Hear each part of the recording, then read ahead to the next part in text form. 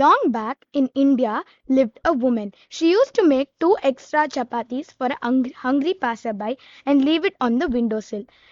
Whoever is needed would take the chapati and have it. One day a beggar came and took the chapatis. He uttered few words. Evil you do remains with you. The good you do comes back to you. The woman found it After hearing this, the woman found it so rude.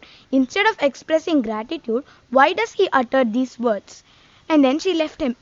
This continued for many days. He used to take the chapatis. He'll say, evil you do remains with you and the good you do comes back to you.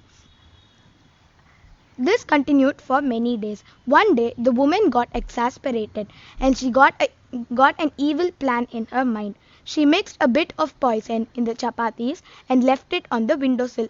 While keeping it on the windowsill, her hands trembled and she realized, what am I doing?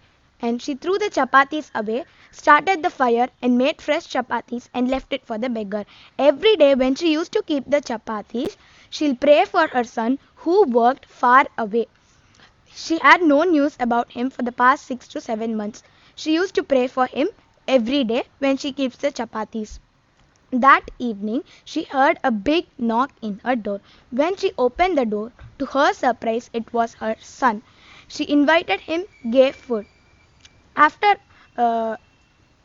giving food, he told him, Mom, it's a miracle that I'm here. When I was coming back to hometown, I met with a car accident and no one came forward to help me. A beggar came, he gave me 2 chapatis. I offered him one, but he didn't take the chapati. He uttered few words. Evil you do remains with you and the good you do comes back to you. He uttered these words and left. With that stamina, I reached home.